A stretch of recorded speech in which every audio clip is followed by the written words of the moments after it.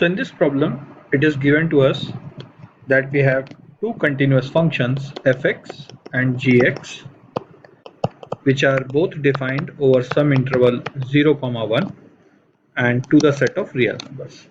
It is also given that the maximum value of fx over this interval equals to the maximum value of gx over this interval 0, 1. So let us say that common maximum value is equal to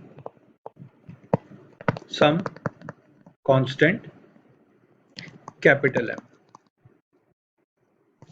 So since fx and gx are continuous functions, therefore we can say there will exist at least one number, let's say alpha, which will belong to this interval 0, 1, and at least one beta belonging to the same interval 0, 1, such that f of alpha will be equals to g of beta will be equal to this maximum value of m over here.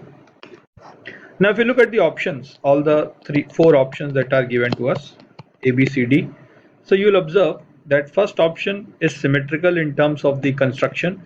So if I define a new function in each of these cases, so let me call a new function g of x, and I'll write it down using the options of option A. So let me define a new function as g of x equals to fx square plus 3 times of fx minus gx square minus 3 times of gx.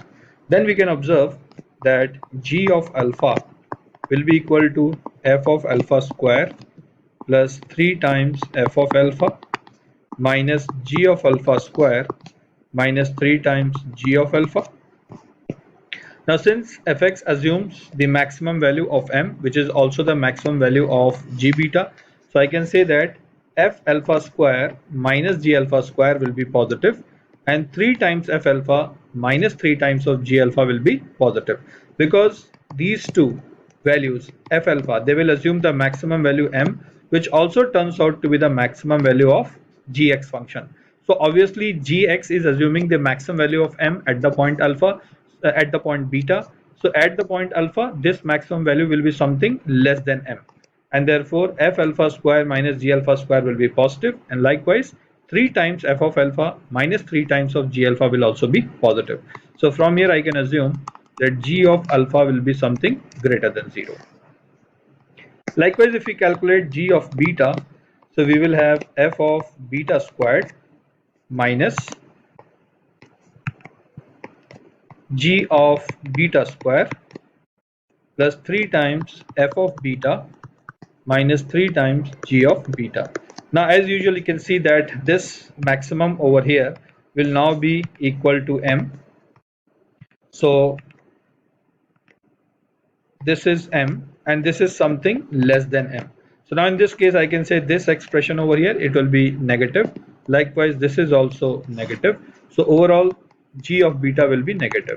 So from here I can assume that g of beta is something less than 0. Now since gx is formed using continuous function, it's like sum and difference, so I can say that gx will also be continuous.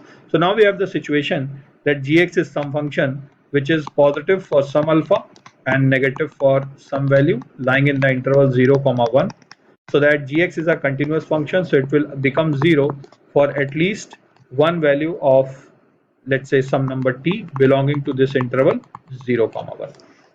So from here I can say there'll be at least some c instead of t, because the options I've used c over here.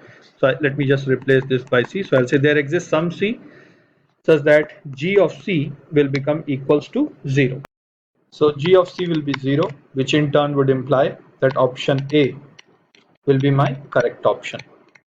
Similarly, you can check for the other options like option number B, C and D, and you will find that in all the other cases you will not have necessarily that g of c is actually equals to 0.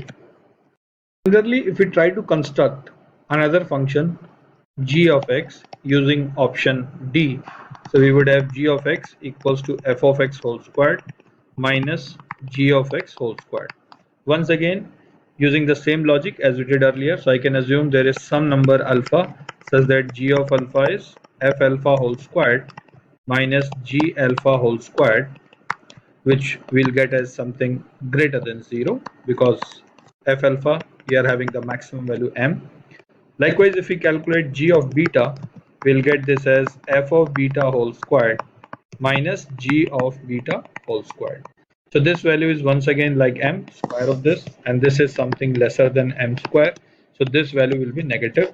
So once again we see that gx being a continuous function assumes a positive value and assumes a negative value.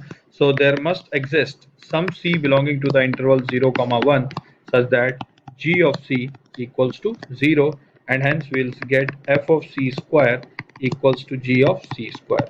So in this case we'll see that the options A and options D